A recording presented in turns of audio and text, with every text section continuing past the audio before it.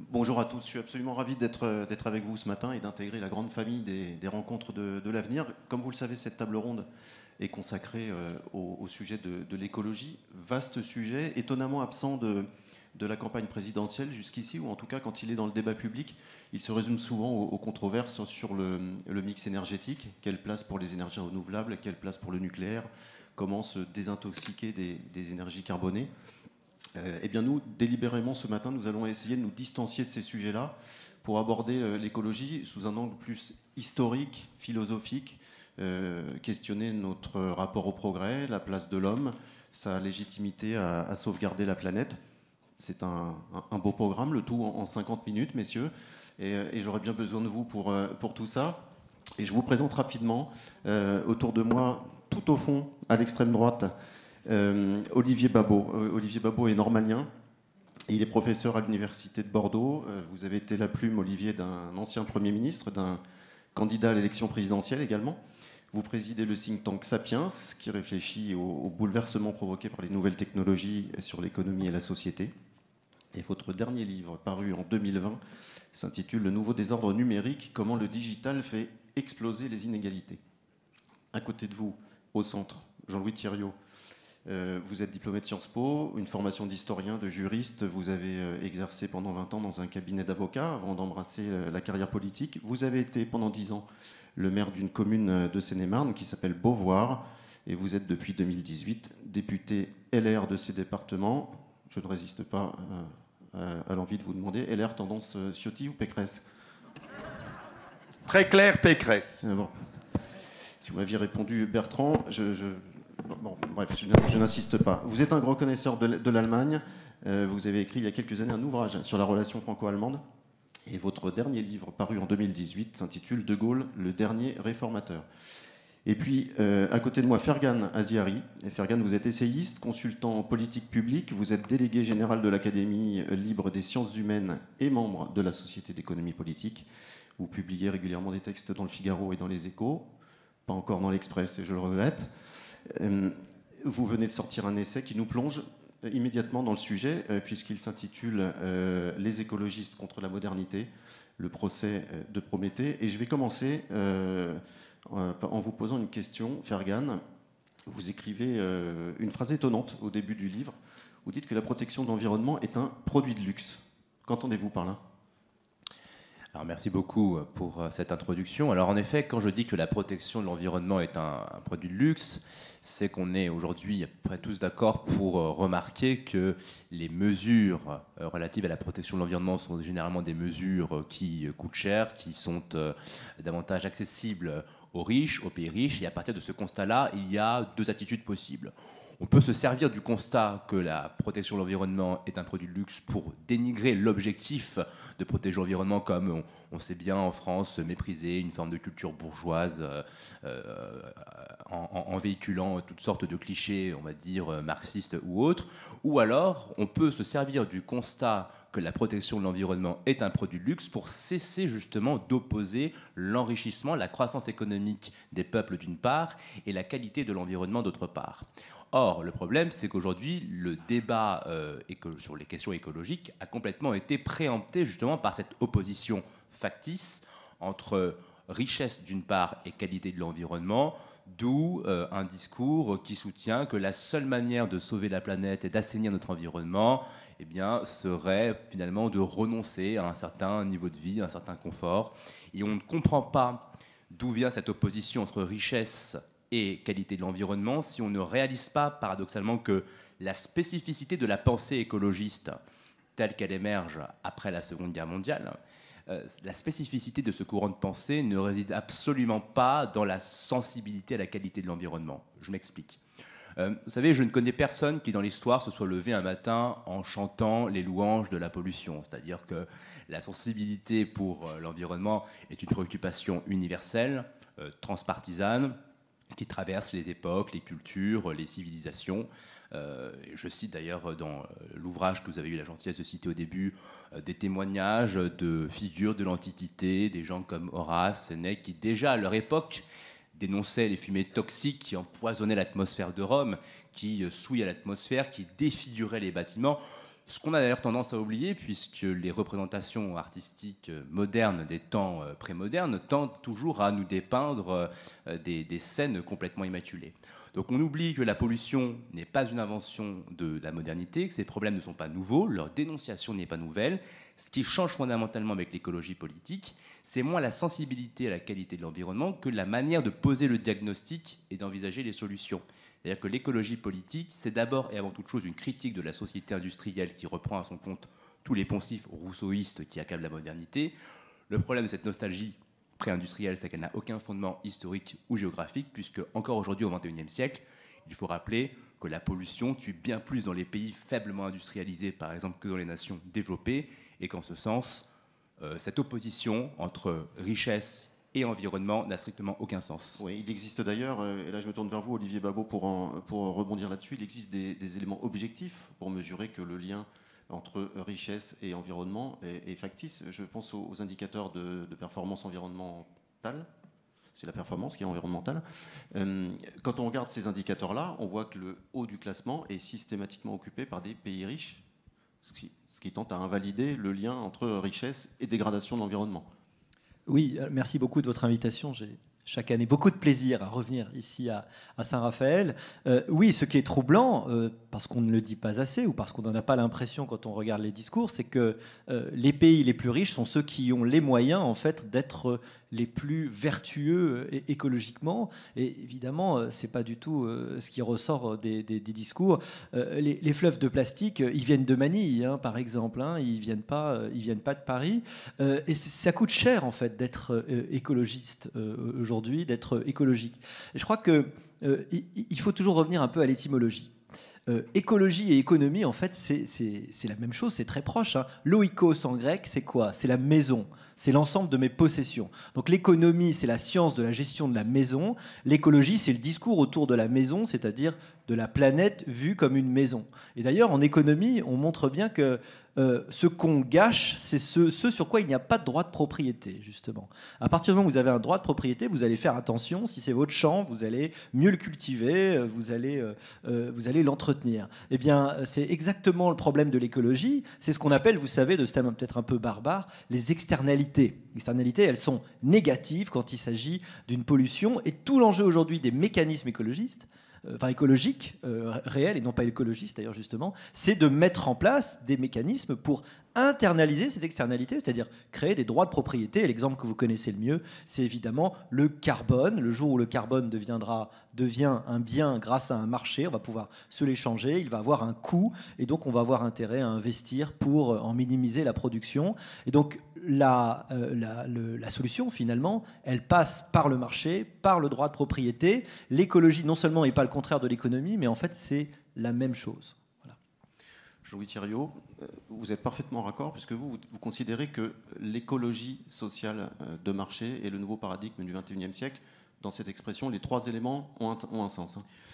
Oui, je crois que ce qui a fait la réussite économique, on va dire, des économies continentales de la deuxième moitié du XXe siècle, ça a été l'économie sociale de marché avec l'école ordo-libérale. Et aujourd'hui, pour ce XXIe siècle commençant, je pense qu'il faut le reprendre en l'adaptant et en ayant finalement les maîtres qui nous en ont donné le signal. C'est Röpke, l'un des penseurs de cette économie sociale de marché, qui a écrit un livre magnifique, aujourd'hui traduit en français, qui s'appelle « Par-delà l'offre et de la demande », et qui, le premier, avait indiqué qu'au-delà de l'efficacité de l'économie sociale de marché allemande, il fallait penser à ces choses qui étaient hors marché ou qui avaient une signification générale, et parmi eux, il y avait l'environnement et la protection de notre planète dans des termes extrêmement intéressants. Et donc lorsque je parle d'écologie sociale de marché, les trois termes ont leur importance. Écologie, c'est qu'aujourd'hui, plus personne ne conteste sérieusement qu'il y a un certain nombre de difficultés à traiter. Il n'y a plus de climato-sceptiques ou pratiquement plus. On a un problème avec avec la nécessité d'avoir une économie décarbonée. On a le danger des particules fines et on a d'une manière un peu différente et à mon sens un peu moins grave le sujet de la biodiversité. Ce diagnostic posé, il faut protéger l'environnement.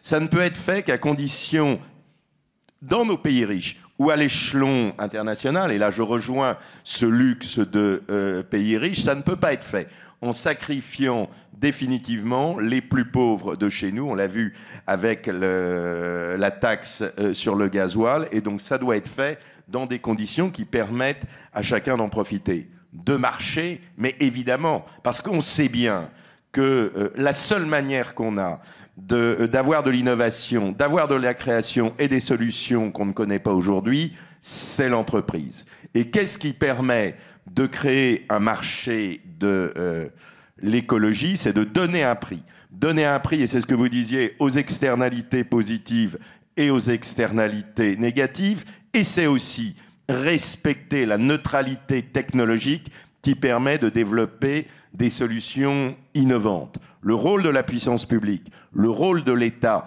c'est de fixer des volumétries de carbone, c'est de donner les conditions de création d'un marché du carbone, peut-être d'orienter vers quelques filières, je pense à l'hydrogène par exemple, mais en même temps, aucun de nous, politiques, ne peut dire sérieusement demain, est-ce qu'il faudra utiliser l'hydrogène pour produire de l'électricité avec un moteur électrique qui fera tourner la voiture, ou est-ce qu'on aura directement des moteurs thermiques à base d'hydrogène? Ça, c'est l'innovation des ingénieurs, c'est le talent des entreprises qui le rendra possible, et donc une écologie sociale de marché, elle intègre ces trois éléments en faisant confiance aux entreprises avec un cap financier et réglementaire qui leur permettra d'avancer, parce que l'État ne sait pas tout produire. Et finalement, sur l'environnement, comme dans beaucoup de domaines, je reprendrai la phrase de Saint-Exupéry qui disait « Notre rôle n'est pas de prévoir l'avenir, mais de le rendre possible. Le rôle de la puissance publique, c'est de fixer le cadre,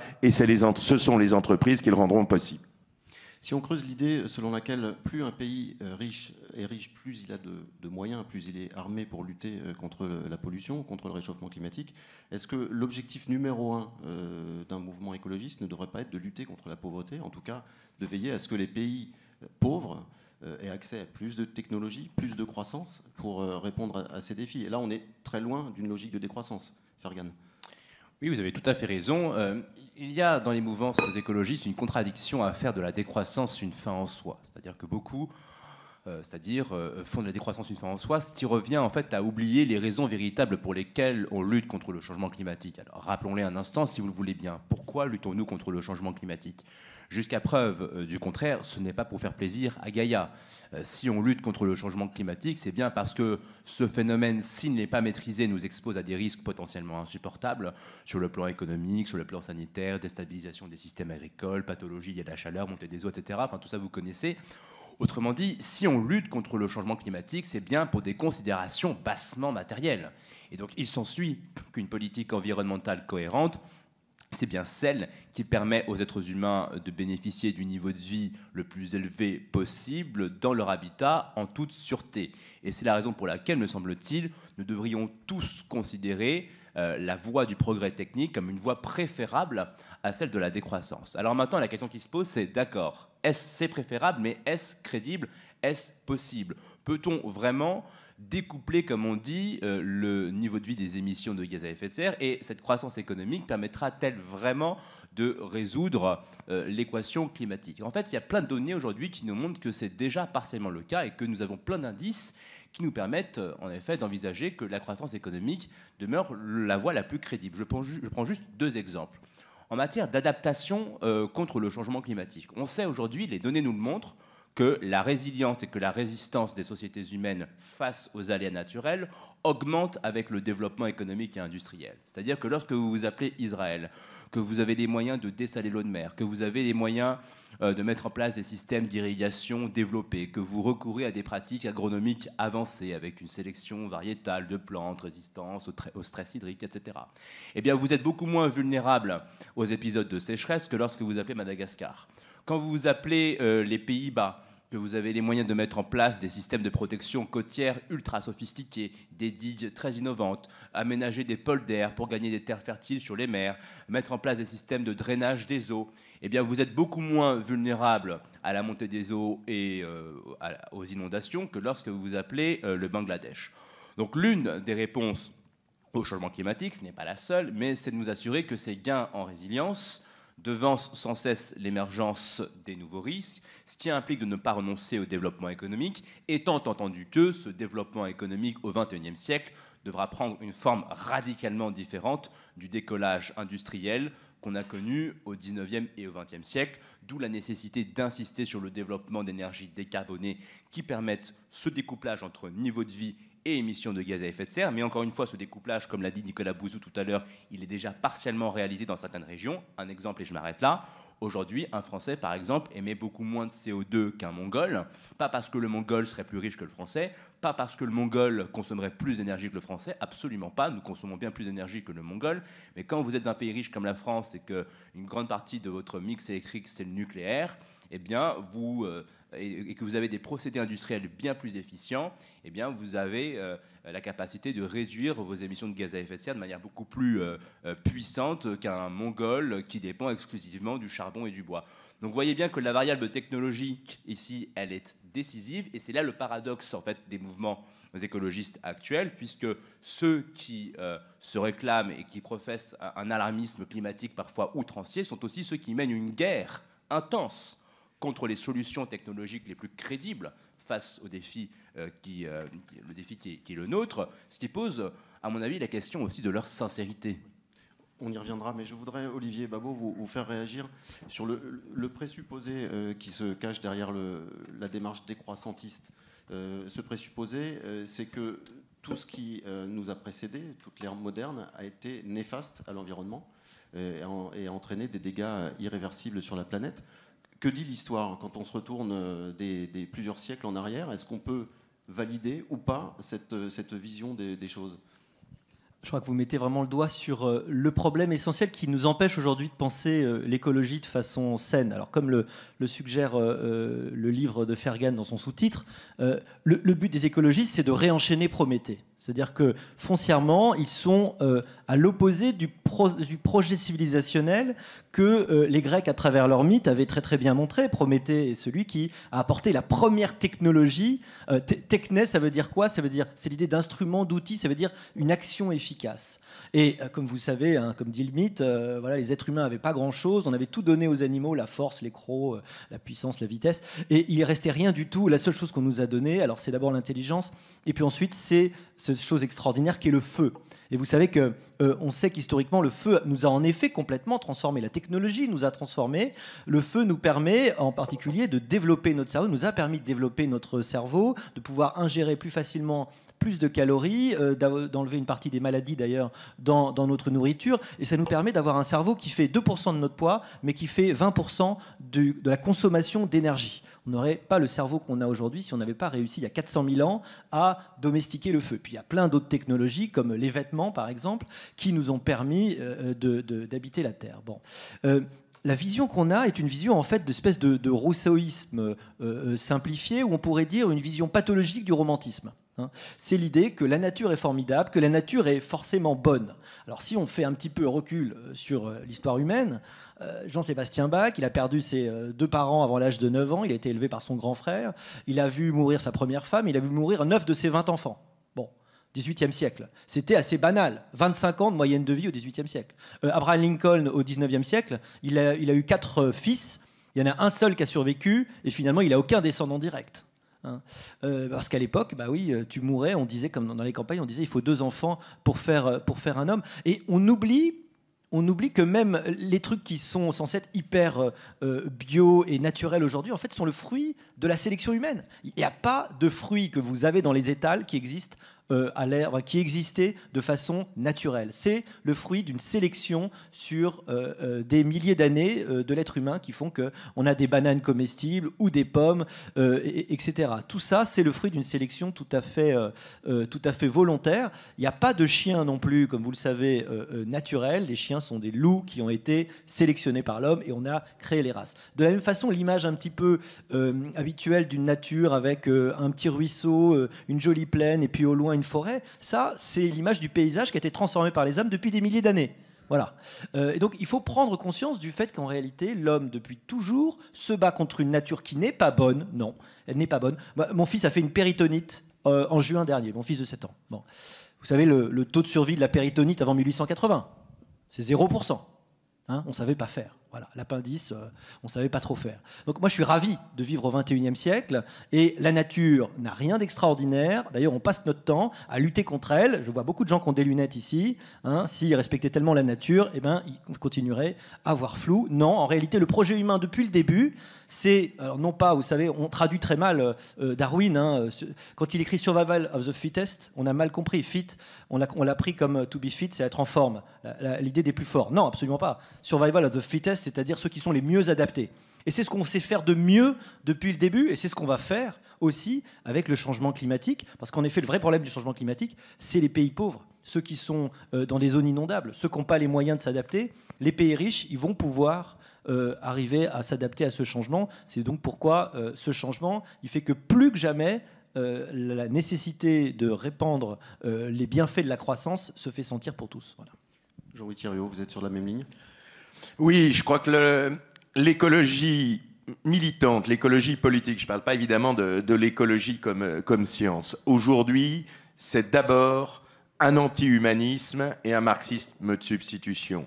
L'anti-humanisme, tout ce qui ne vient pas de l'homme est formidable, c'est le culte de Gaïa, c'est une forme de néo-religiosité où la nature serait extraordinaire. Alors, rappelons-nous, qu'est-ce que c'est que l'état de nature ? C'est Homo homini lupus, c'est les animaux qui se tuent entre eux, passer une nuit dans la forêt vierge, vous verrez ce que c'est, ou même simplement autour d'un étang dans la campagne française. La réalité, c'est que justement l'humanisme et l'homme, c'est de civiliser le monde qui est autour de lui et donc de dompter la nature et de dompter aussi certaines tentations de notre esprit brutal et reptilien. Et le rêve que l'on peut avoir d'un retour à la nature, regardez les tableaux de Millet avec le paysan courbé en deux parce qu'il laboure la terre, ceux qui rêvent d'une agriculture intégralement bio. D'abord, je ne suis pas sûr que 20% de notre jeunesse, on en parlait dans la table ronde précédente, auront envie de se casser en deux pour biner les champs, et de toute façon, on ne les trouvera pas. Et donc, l'écologie poussée à son terme, ça veut dire des champs migratoires très forts pour arriver à travailler dans les champs bio. C'est un territoire que je vois sur mon territoire de Seine-et-Marne, où ceux qui font tourner des exploitations agricoles qui se sont converties sont des Bulgares et des Roumains, pas du tout pour faire des économies, mais tout simplement parce qu'on ne trouve pas de salariés pour le faire. Donc anti-humanisme, marxisme de substitution, et c'est pour ça que je pense qu'il faut dénoncer la dimension politique pour porter le combat sur le fond. Vous avez parlé, Olivier Babot, de Rousseau tout à l'heure. Il y a un parallèle très intéressant qui est fait dans le livre de Fergan avec le fameux tremblement de terre de Lisbonne en 1755. Et vous expliquez, Fergan, qu'à ce moment-là, Rousseau, qui est le chantre de la nature bonne, explique que ce séisme n'aurait pas eu lieu si la ville n'était pas si dense en population. Et c'est vrai que ce discours-là, culpabilisateur, on l'a aussi entendu au moment de la pandémie, avec l'idée que l'industrialisation, l'urbanisation, l'artificialisation des sols nous confrontent à des fléaux nouveaux et que nous payons la note en quelque sorte en étant exposés à des virus toujours plus dangereux. Qu'est-ce que vous tirez de ce parallèle ? En fait, ce qui est assez intéressant, c'est que nous assistons à une évolution remarquable sur l'interprétation humaine des catastrophes. C'est-à-dire que pendant très longtemps, les catastrophes étaient interprétées comme des châtiments divins, donc c'était Dieu qui nous punissait. Et ensuite est venue une lecture scientifique des catastrophes naturelles, où finalement on s'est mis à les envisager comme des événements aléatoires et révoltants, n'ayant aucune signification, aucun sens particulier. Et c'est à partir de cette lecture-là que les Lumières ont fini par exalter justement le rôle du progrès de la technique dans leur faculté à domestiquer les catastrophes et les événements naturels. Et là, on assiste à une lecture en effet technocritique des catastrophes qui voudrait que tous les malheurs de notre monde moderne eh bien, proviennent justement des excès de la technique, ce qui est une autre manière finalement de rejouer l'éternel scénario du paradis perdu. Comme si avant la technique, il n'y avait jamais eu de pandémie, comme si avant la naissance de l'aviation, des migrations, du commerce, de l'industrialisation, les virus ne nous accablaient jamais. Évidemment, pour quiconque ayant déjà ouvert un manuel d'histoire, ceci est un peu quand même assez discutable. Il faut quand même rappeler, je crois, le bilan de notre civilisation prométhéenne, rappeler qu'en dépit des problèmes qui sont les nôtres aujourd'hui, la santé humaine ne s'est jamais aussi bien portée. L'espérance de vie augmente partout, l'industrialisation se met en place, les décès liés aux maladies infectieuses ne cessent de reculer depuis 2 siècles en proportion, le bilan des catastrophes naturelles lui-même fait de moins en moins de... Enfin, les catastrophes naturelles font de moins en moins de victimes, la population humaine a été multipliée par 4 depuis le début du XXe siècle, et pourtant le nombre de victimes qui meurent de catastrophes naturelles ne cesse de diminuer à la fois en valeur relative, mais aussi en valeur absolue. Donc il est là le bilan de Prométhée, je crois que nous gagnerions tous à le restituer, sans oublier qu'il y a là aussi un combat éminemment philosophique. C'est-à-dire que lorsqu'on se plonge dans la littérature écologiste décroissante, moi j'ai été frappé de voir que beaucoup de penseurs écologistes parfois concèdent du bout des lèvres la capacité de notre civilisation à innover pour durer, mais que, étrangement, c'est un processus qu'ils en viennent à redouter. C'est-à-dire que je cite par exemple des auteurs qui nous disent que, attention, une énergie abondante et décarbonée, donc une énergie abondante, même propre, serait une catastrophe absolue parce qu'il ne faut absolument pas que l'humanité dispose d'une telle quantité d'énergie, elle en ferait absolument n'importe quoi. Donc on en revient à ce que disait mon interlocuteur à droite, c'est-à-dire qu'une espèce d'anti-humanisme qui en vient finalement à mépriser l'esprit humain, l'ingéniosité humaine, quand nous devrions au contraire la célébrer, tout en rappelant, et c'est là où je tempérais peut-être les propos de mes amis, c'est-à-dire qu'on a tendance à présenter la modernité comme un combat et une victoire sur la nature. Est-ce vraiment le cas dans la mesure où même les technologies les plus avancées, finalement, n'ont pas pour objectif de révoquer les lois de la physique, de la biologie et de la chimie. Nous ne faisons qu'utiliser les lois de la nature à nos fins. Les OGM constituent en soi un mécanisme qu'on n'a absolument pas inventé. Les transferts horizontaux de gènes dans la nature, ça existe. Le nucléaire en soi, on ne l'a pas inventé. La radioactivité, ça existe avec ou sans l'homme.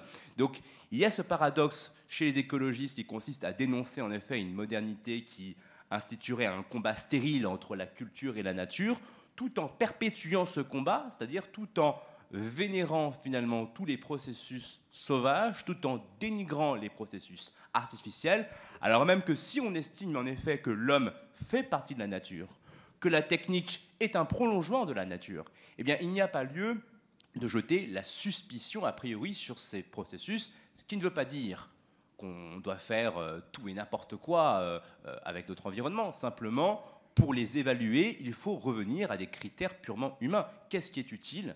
Qu'est-ce qui est efficace? Qu'est-ce qui est beau? Qu'est-ce qui est juste? Qu'est-ce qui sert finalement l'épanouissement de notre espèce?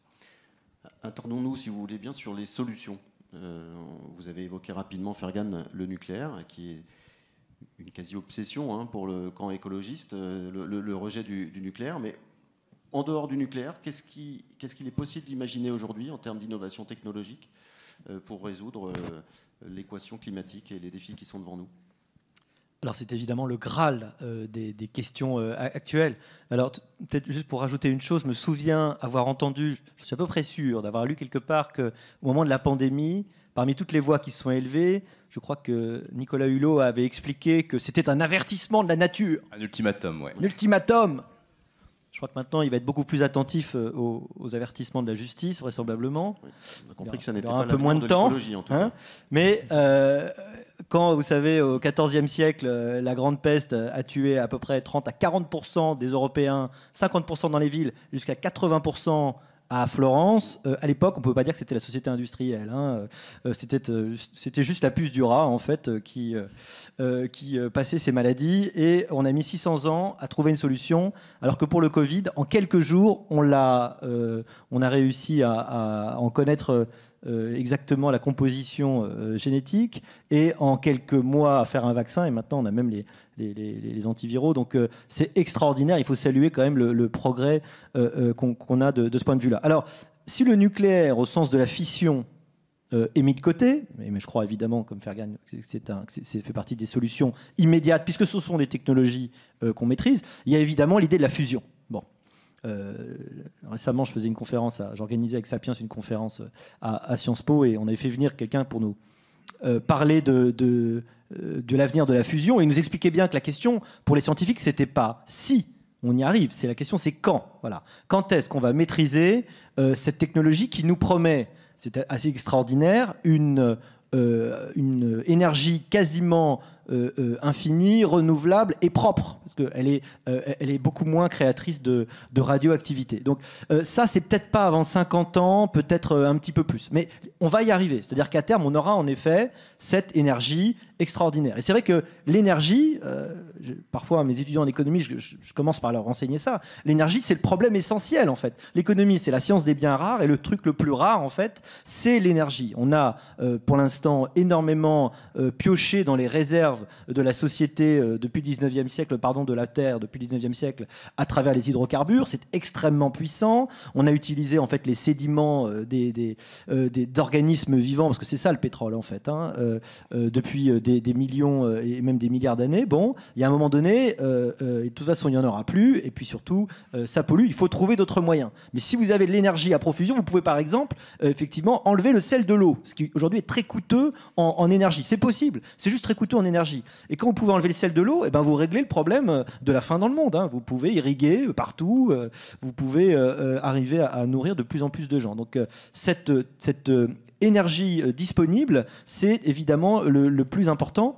Après, tout le monde, tous les spécialistes vous expliqueront qu'il va falloir un mix de différentes solutions, les énergies dites renouvelables, naturellement le nucléaire pour la base, et tout ça nous permettra de nourrir une population qui a de plus en plus de besoins. Il faut quand même se rendre compte, tu disais que ça a été multiplié par 4, c'est ça la population humaine en un siècle, quelque chose comme ça. Ce qui est vrai aussi, c'est que l'efficacité énergétique, on ne s'en rend pas compte, mais elle croît, c'est-à-dire qu'on produit de plus en plus d'énergie. Les demandes énergétiques augmentent encore plus en théorie, sauf qu'on est tellement plus efficace qu'on arrive à servir une population toujours plus grande. Voilà. Donc là encore, on cache derrière l'augmentation de la population en fait une capacité à être beaucoup plus efficace, à moins gaspiller, ce qui ne veut pas dire qu'il n'y a pas encore des efforts à faire et des progrès à faire de ce point de vue-là. Dans le champ des solutions, il y a un terrain d'expérimentation qui est moins connu que le nucléaire, c'est ce qu'on appelle la géo-ingénierie, qui, pour faire simple, sont des technologies émergentes visant à changer le climat, à agir sur les nuages, sur la façon dont la lumière du soleil se réfléchit sur la planète. Est-ce que là, c'est de l'ordre du gadget à vos yeux, ou est-ce qu'on a réellement des solutions technologiques qui sont en train de se dessiner ? Alors, il y a en effet des vraies recherches sur le sujet. Alors, je crois beaucoup en Chine, notamment. Alors, j'ai tendance à pas trop y croire, moi personnellement, et je me dis surtout que si vous changez à un endroit, mettons que vous arriviez à faire pleuvoir à un endroit, ça se paye forcément, probablement sur d'autres endroits. Voilà. Maintenant, je crois que toutes les solutions technologiques doivent être explorées, peut-être certaines à très long terme. À très très long terme, rappelons-nous, dans 500 millions d'années, quoi qu'il arrive, même si on vit dans des huttes en terre glaise, la Terre sera plus habitable. Quoi qu'il arrive, il va falloir un jour laisser le vaisseau spatial Terre, et ce jour-là, on n'aura à compter que sur notre technologie. Alors, vous allez dire 500 millions d'années, ça nous laisse un peu de marge. Alors, Jean-Louis Thiriot, je voulais avoir votre témoignage sur les solutions, mais plus locales, pour le coup, sans aller jusqu'à la géo-ingénierie. L'élu local que vous êtes a mis en a pu expérimenter un certain nombre de choses. Nicolas Bouzou en parlait tout à l'heure, en matière de circuits courts. Oui, oui, alors, en ce domaine. Oui, alors si vous voulez, moi, surtout ce que nous avons porté en Seine-et-Marne quand j'étais président du département, ça a été un plan méthanisation. Et c'est aujourd'hui, en matière de biogaz, un élément absolument capital.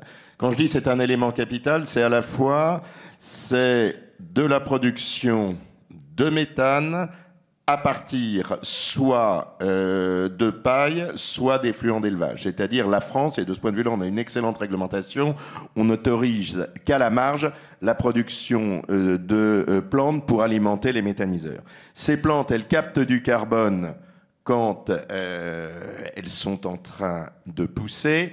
Elles se transforment et donnent lieu à la production de méthane et laissent des digestats qui sont du substrat azoté que l'on peut rediffuser dans les champs pour éviter d'avoir à utiliser de l'azote de synthèse, mais on utilise bien de l'azote naturel. On a une économie et un gaz extrêmement vertueux et qui en plus nous donne de l'indépendance énergétique, puisqu'on sait bien qu'un des problèmes de l'Europe, c'est notre dépendance au gaz russe. Donc ça, aujourd'hui, on le porte. Je pense qu'on a une réflexion de fond à avoir dans le mix énergétique où on ne va pas du tout assez loin dans la biométhanisation. Mais si j'ai bien compris le message que me faisait passer Nicolas Bouzou, c'est que le but, c'est qu'on ne soit pas trop dans le mix énergétique. Donc je ne vais pas trop parler sur ce sujet-là. En revanche, je tiens, et là c'est le regard de l'élu et surtout du membre aussi de la commission de la défense à vraiment insister sur un sujet. Dans la pensée politique écologique, il y a un impensé total. C'est l'impensé stratégique. Tous nos amis décroissants rêvent effectivement d'un retour à une économie infiniment moins technophile. C'est la théorie de la low-tech. Ce qu'on oublie, c'est qu'on est dans un monde entouré de compétiteurs stratégiques, dans un monde de puissance, et quand demain on aura réinventé l'arère ou la charrue à bœuf, quand de l'autre côté, nos amis chinois développeront des centrales solaires en orbite qui serviront à alimenter la planète avec là aussi une énergie gratuite. Et c'est un vrai sujet dont il faut s'inquiéter parce que le président Xi Jinping a annoncé que son objectif c'était d'avoir dès 2035 des centrales solaires en orbite. Je ne sais pas s'il y parviendra ou pas. Je constate qu'en général, leurs ambitions technologiques, ils les atteignent. On le voit quand on voit le développement de leur puissance navale. Donc soyons extrêmement prudents là-dessus. Toutes les décisions que nous prenons en matière environnementale, si elles aboutissent à nous appauvrir, à paralyser l'innovation technologique et à nous déclasser économiquement, ça ne nous permettra pas d'assurer notre souveraineté et notre sécurité. Et je pense que cette pensée stratégique, on doit absolument l'avoir quand les décroissants acceptent le décrochage technologique. Ça veut dire qu'ils acceptent la soumission. Et si l'écologie, c'est ce que tout le monde disait ici, ça vient de Haïkos et c'est d'habiter le monde et d'habiter le monde au mieux, eh bien, il n'est possible de l'habiter au mieux qu'en préservant la liberté. La liberté, c'est-à-dire les outils de la souveraineté, et ça veut dire les capacités technologiques de la souveraineté. Et ça, l'écologie politique n'assume pas un monde de compétiteurs stratégiques. Fergan, vous voulez réagir avant que je me tourne vers la salle pour oui, alors quelques questions. effectivement, je suis d'accord avec tout ce qui vient d'être dit. Il faut en effet rappeler que ce serait une forme de renoncement au progrès serait la meilleure manière de nous tirer une balle dans le pied par rapport aux rivaux qui nous entourent, mais c'est aussi la meilleure manière finalement de saboter nos objectifs environnementaux, parce que si on veut éloigner l'humanité des solutions aux défis de demain, il n'y a pas mieux qu'un programme décroissant.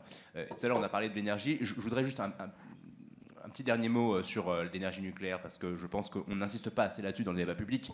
Aujourd'hui, le nucléaire, c'est 70% de l'électricité en France.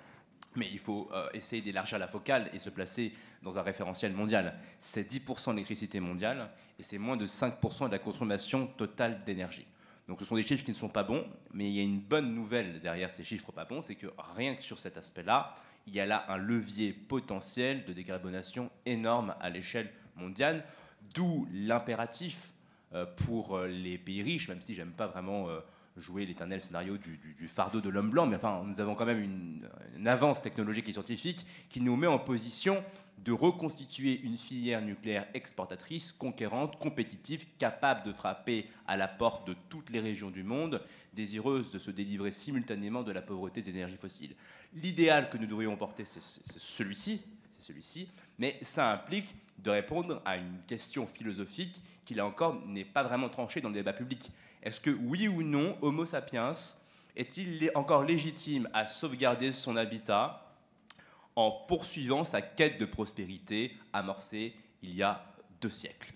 Et selon qu'on réponde oui ou non à cette question, les solutions politiques et technologiques ne seront pas les mêmes. Et je crois qu'il est important de répondre à cette question avant d'engager un débat technologique, puisque moi je suis persuadé qu'avant d'être un débat technique, la question écologique est d'abord une question philosophique.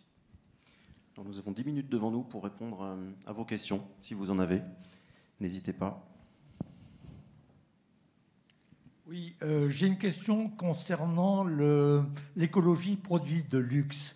J'ai acheté en 2010 une voiture, une Smart, c'était une série limitée qui s'appelait Notre Climat. C'est-à-dire que non seulement j'achetais une Smart, mais j'achetais aussi des valeurs boursières qui étaient destinées à compenser la production de CO2 dans les pays pauvres. Aujourd'hui, je n'en ai plus entendu parler. Qu'est-ce que c'est devenu ? Olivier Babot, curieusement, tous les regards se tournent vers vous. On est entre nous. Je vais trahir un secret. L'écologie, c'est aussi un produit marketing. C'est-à-dire que c'est beaucoup de déclarations qui ne sont pas toujours extrêmement fondées. Alors sur le carbone, par exemple, il y a un truc à rappeler d'ailleurs, la France, c'est 0,9% des émissions de carbone du monde.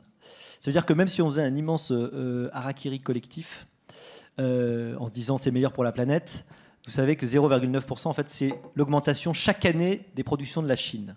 Donc en fait, 1 an plus tard, notre suicide collectif n'a eu aucune importance, il a été effacé, c'est comme si rien ne s'était passé. Donc vraiment, si on est tout seul à faire les trucs, ça sert à rien. Bon. Les entreprises, pour en revenir à elles, ont été très longtemps, effectivement, sans doute, plus dans la déclaration que dans l'action. D'abord parce que c'est pas facile d'agir réellement. Hein. Donc ils se sont aperçus que ça devenait un argument marketing. Alors c'est vrai pour le bio, par exemple, aussi. Où il y aurait plein de trucs à dire là aussi. Un argument marketing sans avoir derrière vraiment les capacités à vraiment changer. Je crois honnêtement, pour voir beaucoup d'entreprises, pour rencontrer beaucoup de chefs d'entreprise, qu'aujourd'hui, on essaye vraiment de faire quelque chose. Mais enfin, la difficulté du chef d'entreprise, c'est que lui, il est aux prises avec la réalité. La réalité d'un marché, la réalité des clients, la réalité des produits et des impacts. Alors que quand vous êtes un décideur politique, c'est beaucoup plus facile. Vous êtes dans le discours et dans l'incantation. Donc, je ne jette pas la pierre aux entreprises. Je dis juste qu'il faut faire attention au discours de greenwashing, puisque c'est bien de ça dont il s'agit, et d'essayer de plus en plus, je crois, c'est notre rôle tous en tant que consommateurs, d'être exigeants, mais exigeants de façon intelligente, en particulier sans demander l'impossible. Si je peux me permettre, je voudrais rebondir dessus, parce que je crois que c'est l'occasion de pointer quelque chose qui représente un vrai danger, qui est la prolifération des labels en tout genre, notamment parfois sur l'investissement financier, qui sont très souvent des outils de greenwashing. Et j'assistais il n'y a pas longtemps à des échanges avec une structure Théodule que je ne citerai pas parce que ça ne serait pas très aimable, qui était sur un nouveau label d'économie socialement responsable et qui en même temps voulait donner une valorisation à l'investissement dans tout ce qui permettait d'avoir une production bas carbone, une énergie décarbonée, etc., mais qui dans le même temps refusait de labelliser toute entreprise qui travaillait dans l'industrie minière. Or, chacun d'entre nous sait qu'aujourd'hui, sans terres rares et sans un certain nombre de métaux rares, on est absolument incapable de faire fonctionner des énergies renouvelables. Donc d'un côté, on labellise les éoliennes, mais de l'autre, on pénalise celui qui produit les matériaux qui permettent de faire des éoliennes. Et je crois que c'est vraiment un point où on doit tous avoir une vigilance absolue, c'est l'impératif de cohérence. Chacun est en matière écologique dans son petit combat, sa petite obsession, et oublie que c'est un système global, et c'est ce que disait Olivier tout à fait justement, ce que fera la France seule. Objectivement, ça ne servira à rien. Et croire que parce qu'on sera les bons élèves, tous les autres suivront, c'est pas vrai. C'est une manie française de toujours vouloir être le meilleur élève de la classe. Mais quand nos concurrents ferment des centrales nucléaires pour ouvrir des centrales à charbon et importer du gaz russe, nous sommes les bons élèves, mais c'est eux qui polluent la planète. Donc ne soyons pas dupes, ayons une vision systémique et ne nous laissons pas avoir par des slogans de greenwashing qui soient politiques ou qui soient économiques. Merci Jean-Louis. Je crois qu'il y avait une deuxième question ici. Oui, bonjour. D'abord, je voudrais vous remercier pour la nature des débats. Toutefois, je mettrai un gros bémol, c'est que je vous trouve particulièrement pessimiste. Et puis, je relève un certain nombre de contrariétés. C'est-à-dire que je suis un peu contrarié parce que vous associez systématiquement l'idée d'écologie à une décroissance, et à une décroissance caricaturée par le retour à la recherche d'une charrue à rère à main, et à une agriculture écologique qui serait systématiquement du travail humain et harassant pour celui qui le fait. Je pense qu'il y a d'autres façons de présenter l'écologie que par une caricature qui permet après de dire qu'on va comparer effectivement la RER avec un satellite en orbite qui fournira de l'énergie complètement gratuite. Entre parenthèses, 50 ans pour avoir de l'énergie à volonté, on a peut-être un peu plus d'urgence que d'attendre celle-là, en référence à ce qui a été dit tout à l'heure sur les jeunes, qui aujourd'hui, de plus en plus, se font du souci pour leur avenir, et ils ne voient pas l'avenir à très longue échéance, hein. Ils pensent à 2 ans maximum. Donc 50 ans, il me semble que c'est un peu un autre problème. D'autre part, je pense que aussi vous faites une confusion, là, je pense à la réflexion de M. Babot, sur la croissance. C'est-à-dire que vous confondez dans votre raisonnement la croissance et la connaissance. C'est-à-dire que la diffusion de la connaissance et des technologies, par exemple de la médecine, la comparaison entre le XVIIIe siècle et le XXIe siècle paraît un peu décalée, mais quand on dit je préfère vivre au XXe siècle parce qu'on a pu sauver mon enfant, oui, mais on peut vivre au XXe siècle et au XXIe siècle en diffusant la connaissance sans pour autant s'attaquer à un fonctionnement écologique et sans pour autant prendre en considération le fait que la production de connaissances ne s'accompagne pas forcément par une pollution, mais par contre, la croissance s'accompagne aujourd'hui, que je sache, toujours de pollution. Et un autre point, enfin, je m'arrêterai là-dessus, vous parlez beaucoup, mais vous parlez de mondialisation, d'opposition, j'ai oublié le mot de M. Thériault, mais c'est pas grave, vous m'aurez compris, sur la place que la décroissance nous mettrait en tant que pays subissant et non pas un pays dominant. Or, aujourd'hui, l'ensemble des connaissances des écologues, je ne dis pas des écologistes, je suis moi-même écologue et pas écologiste, l'ensemble des connaissances aujourd'hui de l'écologie scientifique montrent que les meilleures réalisations de la nature en termes de fonctionnement des populations, ce n'est pas la compétition, mais c'est la coopération.